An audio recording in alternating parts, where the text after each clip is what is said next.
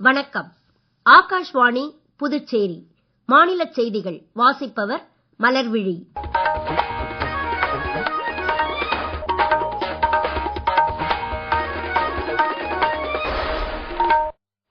தலைப்புச் செய்திகள். ஒவ்வொரு மாநிலத்திற்கும் குறைந்தபட்சம் ஒரு சுற்றுலா தலத்தையாவது உலக தரத்திற்கு இணையாக உருவாக்க வேண்டும் என்று பிரதமர் திரு நரேந்திர மோடி கூறியுள்ளார். தீவிரவாதத்திற்கு எதிரான இந்தியாவின் நிலைப்பாடு குறித்த ஜெர்மனியின் ஆதரவிற்கு மத்திய வெளியுறவுத்துறை அமைச்சர் டாக்டர் ஜெய்சங்கர் நன்றி தெரிவித்துள்ளார். வளர்ந்து வரும் விளையாட்டுத் திறமைகளை ஊக்குவிப்பதற்காக எதிர்காலத்தில் கேலோ இண்டியா வடகிழக்கு விளையாட்டுகள் அறிமுகப்படுத்தப்படும் என்று மத்திய விளையாட்டுத்துறை அமைச்சர் டாக்டர் மன்சுக் மாண்டவியா தெரிவித்துள்ளார். மத்திய அரபிக்கடலில் நிலை கொண்டிருந்த ஆழ்ந்த காற்றழுத்த தாழ்வு பகுதி காற்றழுத்த தாழ்வு மண்டலமாக வலுப்பெற்றுள்ளதால் புதுச்சேரி உள்ளிட்ட 11 துறைமுகங்களில் புயல் எச்சரிக்கை கூண்டு ஏற்றப்பட்டுள்ளது. இனி விரிவான செய்திகள். ஒவ்வொரு மாநிலத்திற்கும் குறைந்தபட்சம் ஒரு சுற்றுலா தலத்தையாவது உலக தரத்திற்கு இணையாக உருவாக்க வேண்டும் என்று பிரதமர் திரு நரேந்திர மோடி கூறியுள்ளார். புதுடெல்லியில் இன்று நடைபெற்ற நிதி ஆயோக்கின் 10வது நிர்வாக குழு கூட்டத்திற்கு தலைமை தாங்கிய அவர், ஒரு மாநிலம் ஒரு உலகளாவிய இலக்கு என்ற திட்டத்தின் கீழ் அனைத்து வசதிகளையும் உள்கட்டமைப்பையும் அனைத்து மாநிலங்களுக்கும் வழங்க வேண்டும் என்று கேட்டுக் கொண்டார். மேலும் அவர் கூறுகையில், நிதி ஆயோக் திட்டம் அண்டை நகரங்களை சுற்றுலா தலங்களாக மேம்படுத்த வழிவகுக்கும் என்றும் எதிர்காலத்தில் நவீனமயமாக உள்ள நகரங்களை நோக்கி செயல்பட வேண்டியதன் அவசியத்தையும் பிரதமர் திரு நரேந்திர மோடி வலியுறுத்தினார். மத்திய அரசும் மாநில அரசுகளும் ஒன்றிணைந்து டீப் இந்தியா போல் செயல்பட்டால் எந்த இலக்கும் சாத்தியம் என்றும் பிரதமர் குறிப்பிட்டார். இந்த ஆண்டின் கருப்பொருள் 2047ஆம் ஆண்டு விக்சித் பாரதத்திற்கான விக்சித் ராஜ்யம் என்பதாகும். இக்கூட்டம் நாடு எதிர்கொள்ளும் வளர்ச்சி சவால்கள் குறித்து ஆலோசிக்கவும் இந்தியாவை வளர்ந்த நாடாக மாற்றுவதில் மாநிலங்களின் பங்கு குறித்து ஒருமித்த கருத்தை உருவாக்கவும் சிறந்த தளமாக அமைந்ததாக கூறப்படுகிறது. தொழில் முனைவோரை ஊக்குவித்தல், திறன்களை மேம்படுத்துதல் மற்றும் நாடு முழுவதும் வேலைவாய்ப்புகளை உருவாக்குதல் ஆகியவை இக்கூட்டத்தின் நிகழ்ச்சிகளில் அடங்கும். இக்கூட்டத்தில் உத்தரப்பிரதேச முதலமைச்சர் திரு யோகி ஆதித்யநாத், ஆந்திர பிரதேச முதலமைச்சர் திரு சந்திரபாபு நாயுடு, இமாச்சல பிரதேச முதலமைச்சர் திரு சுக்விந்தர் சிங் சுக்கு, மத்திய பிரதேச முதலமைச்சர் திரு மோகன் யாதவ், சத்தீஸ்கர் முதலமைச்சர் திரு விஷ்ணு தியோ சாய், தமிழக முதலமைச்சர் திரு மு க ஸ்டாலின், யூனியன் பிரதேசங்களின் துணைநிலை ஆளுநர்கள், மத்திய அமைச்சர்கள் மற்றும் நிதி ஆயோக்கின் தலைமை நிர்வாக அதிகாரிகளும் இந்நிகழ்ச்சியில் பங்கேற்றனர். தீவிரவாதத்திற்கு எதிரான இந்தியாவின் நிலைப்பாட்டிற்கு ஜெர்மனி அளித்த ஆதரவிற்கு மத்திய வெளியுறவுத்துறை அமைச்சர் டாக்டர் ஜெய்சங்கர் நன்றி தெரிவித்துள்ளார். பெர்லினில் நடைபெற்ற வெளியுறவு கவுன்சில் கூட்டத்தில் பேசிய அவர், பஹல்காம் தீவிரவாத தாக்குதலுக்கு எதிரான ஆபரேஷன் சிந்தூர் நடவடிக்கை சர்வதேச அளவில் இந்தியாவின் மீதான மதிப்பை அதிகரித்துள்ளதாக குறிப்பிட்டுள்ளார். பாகிஸ்தானிலிருந்து செயல்படும் தீவிரவாத அமைப்புகள் மீதான இந்திய ராணுவத்தின் துல்லிய தாக்குதல் நடவடிக்கைகள் தீவிரவாதத்திற்கு எதிரான இந்தியாவின் நிலைப்பாட்டை வெளிப்படுத்துவதாகவும், இந்தியா ஜெர்மனி நாடுகளுக்கு இடையிலான பாதுகாப்பு ஒத்துழைப்பு வலுப்பெற்று வருவதாகவும் மத்திய வெளியுறவுத்துறை அமைச்சர் கூறினார். நெதர்லாந்து, டென்மார்க், ஜெர்மனி நாடுகளுக்கு 6 நாள் பயணம் மேற்கொண்ட திரு ஜெய்சங்கர் இன்று இந்தியா திரும்புகிறார். ஆபரேஷன் சிந்தூர் நடவடிக்கை குறித்து விளக்கம் அளிப்பதற்காக பிஜேபி நாடாளுமன்ற உறுப்பினர் திரு பைஜெயந்த் பாண்டா தலைமையிலான அனைத்துக் கட்சி குழு இன்று பக்ரைன் சென்றடைந்தது. எல்லை தீவிரவாதத்திற்கு எதிரான இந்தியாவின் நிலைப்பாட்டை பக்ரைன் நாட்டு பிரதிநிதிகளுடன் இக்குழுவினர் எடுத்துரைக்க உள்ளனர். வெளியுறவுத்துறை செயலர் திரு ஹர்ஷ்வர்தன் ஸ்ரிங்லா, திரு குலாம் நபி ஆசாத் உள்ளிட்ட பலர் இடம்பெற்றுள்ள இக்குழு சவுதி அரேபியா, குவைத், அல்பேரியா நாடுகளுக்கும் பயணம் மேற்கொள்ள உள்ளது. காங்கிரஸ் நாடாளுமன்ற உறுப்பினர் திரு சசி தரூர் தலைமையிலான அனைத்துக் கட்சி குழுவினர் இன்று அதிகாலை புதுடெல்லியிலிருந்து கயானாவிற்கு புறப்பட்டு சென்றனர். இக்குழு தொடர்ந்து அமெரிக்கா, பனாமா, பிரேசில், கொலம்பியா நாடுகளுக்கும் செல்ல உள்ளது. இதேபோல் திரு சஞ்சய் குமார் ஜா தலைமையிலான மற்றொரு குழுவினர் டோக்கியோவில் உள்ள இந்திய சமூகத்தினரிடையே ஆபரேஷன் சிந்தூர் குறித்து கலந்துரையாடினர். இந்தியாவின் நிலைப்பாடு குறித்து விரிவாக எடுத்துரைக்க பல்வேறு நாடுகளுக்கு பயணம் மேற்கொண்டுள்ள இக்குழுவினர் உலக நாடுகளின் ஆதரவை திரட்டி வருகின்றனர். பிரதமர் திரு நரேந்திர மோடி நாட்டு மக்களுடன் தமது எண்ணங்களை பகிர்ந்து கொள்ளும் 122வது மன் கி பாத் என்னும் மனதின் குரல் நிகழ்ச்சி ஆகாஷ்வாணியில் நாளை காலை 11 மணிக்கு ஒலிபரப்பாக உள்ளது. இந்நிகழ்ச்சி ஆகாஷ்வாணி மற்றும் தூர்தர்ஷனின் அனைத்து அலைவரிசைகளிலும், ஏஐஆர் செய்தி வலைதளத்திலும், நியூஸ் ஆன் ஏர் மொபைல் செயலியிலும், தகவல் மற்றும் ஒலிபரப்பு அமைச்சகத்தின் யூடியூப் சேனல்களிலும் நேரடியாக ஒலிபரப்பப்படும்.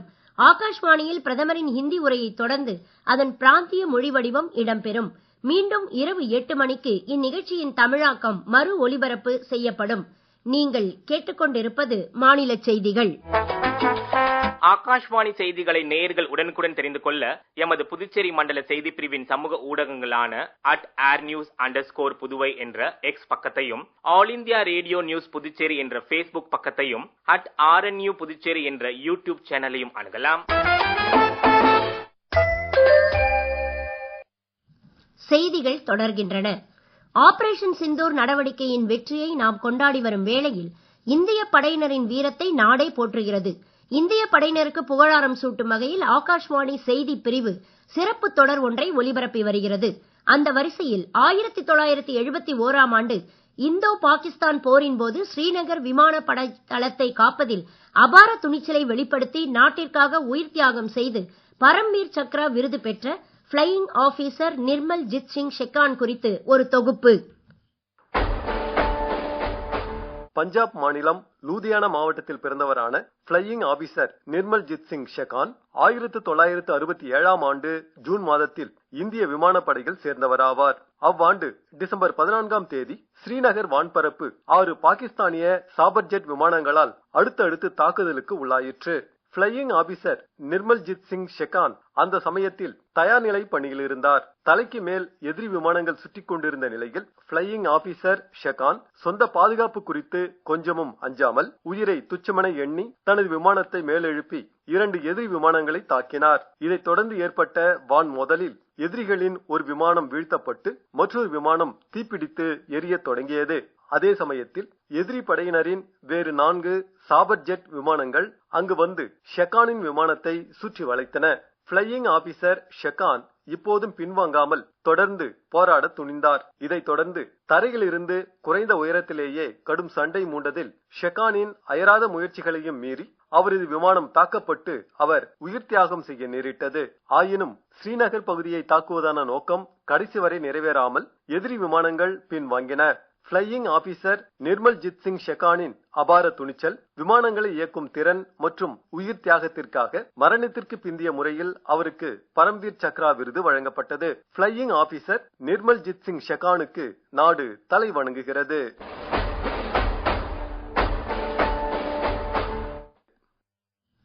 அப்பாவி மக்கள் என்ற போர்வையில் தீவிரவாதிகள் பாகிஸ்தானில் பதுங்கியிருப்பதை அனுமதிக்க முடியாது என்று ஐநா பாதுகாப்பு சபையில் இந்தியா திட்டவட்டமாக தெரிவித்துள்ளது.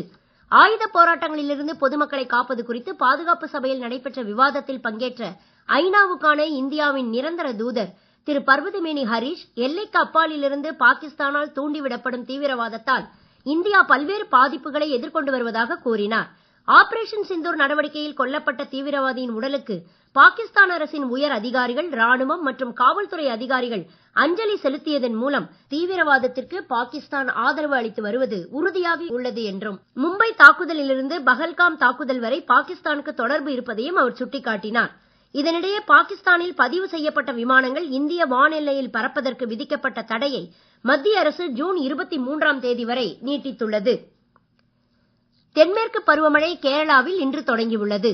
கொங்கன் கடற்கரைக்கு அப்பால் கிழக்கு மத்திய அரபிக்கடலில் நிலை கொண்டிருந்த ஆழ்ந்த காற்றழுத்த தாழ்வு பகுதி காற்றழுத்த தாழ்வு மண்டலமாக வலுப்பெற்றுள்ளது என்று சென்னை வானிலை ஆய்வு மைய இயக்குநர் திரு செந்தாமரை கண்ணன் தெரிவித்துள்ளார். இந்நிலையில் ராமேஸ்வரம், பாம்பன், தூத்துக்குடி, குளச்சல், சென்னை, எண்ணூர், கடலூர், காட்டுப்பள்ளி, புதுச்சேரி உள்ளிட்ட 11 துறைமுகங்களில் புயல் எச்சரிக்கை கூண்டு ஏற்றப்பட்டுள்ளதாகவும் அவர் கூறினார். கோவை மாவட்டத்தில் கனமழைக்கான ஆரஞ்ச் அலர்ட் இன்று விடுவிக்கப்பட்டுள்ளதால் பேரிடர் மீட்புக் குழுவினர் தயார் நிலையில் வைக்கப்பட்டுள்ளனர். கோவை மாவட்ட மலைப்பகுதிகளில் நாளை அதி கனமழை பெய்யக்கூடும் என்பதால் அரக்கோணத்திலிருந்து தேசிய பேரிடர் மீட்புக் குழுவினர் வரவழைக்கப்பட்டுள்ளனர். மேலும் உதகை மற்றும் அதனை சுற்றியுள்ள பகுதிகளில் சாரல் மழை பெய்து வருவதால் நிலச்சரிவு ஏற்படக்கூடிய 14 இடங்களில் மணல் மூட்டைகள் தயார் நிலையில் வைக்கப்பட்டுள்ளது என்று நீலகிரி மாவட்ட ஆட்சித்தலைவர் திருமதி லட்சுமி பவ்யா தண்ணீரு கூறியுள்ளார். கோலாலம்பூரில் நடைபெற்ற மலேசியா மாஸ்டர்ஸ் பேட்மிண்டன் தொடரில் ஆண்கள் ஒற்றையர் பிரிவு இறுதிப் போட்டிக்கு இந்தியாவின் முன்னணி ஷட்லர் கிடாம்பி ஸ்ரீகாந்த் முன்னேறியுள்ளார். ஐபிஎல் T20 கிரிக்கெட் போட்டியில் ஜெய்ப்பூரில் இன்றிரவு 7:30 மணிக்கு நடைபெற உள்ள ஆட்டத்தில் பஞ்சாப் கிங்ஸ் அணி டெல்லி கேபிட்டல்ஸ் அணியை எதிர்கொள்கிறது. மீண்டும் தலைப்புச் செய்திகள். ஒவ்வொரு மாநிலத்திற்கும் குறைந்தபட்சம் ஒரு சுற்றுலா தலத்தையாவது உலக தரத்திற்கு இணையாக உருவாக்க வேண்டும் என்று பிரதமர் திரு நரேந்திர மோடி கூறியுள்ளார். தீவிரவாதத்திற்கு எதிரான இந்தியாவின் நிலைப்பாடு குறித்த ஜெர்மனியின் ஆதரவிற்கு மத்திய வெளியுறவுத்துறை அமைச்சர் டாக்டர் ஜெய்சங்கர் நன்றி தெரிவித்துள்ளார். வளர்ந்து வரும் விளையாட்டுத் திறமைகளை ஊக்குவிப்பதற்காக எதிர்காலத்தில் கேலோ இந்தியா வடகிழக்கு விளையாட்டுகள் அறிமுகப்படுத்தப்படும் என்று மத்திய விளையாட்டுத்துறை அமைச்சர் டாக்டர் மன்சுக் மாண்டவியா தெரிவித்துள்ளார். மத்திய அரபிக்கடலில் நிலை கொண்டிருந்த ஆழ்ந்த காற்றழுத்த தாழ்வு பகுதி காற்றழுத்த தாழ்வு மண்டலமாக வலுப்பெற்றுள்ளதால் புதுச்சேரி உள்ளிட்ட 11 துறைமுகங்களில் புயல் எச்சரிக்கை கூண்டு ஏற்றப்பட்டுள்ளது. இத்துடன் இந்த செய்தி அறிக்கை நிறைவு பெறுகிறது. வணக்கம்.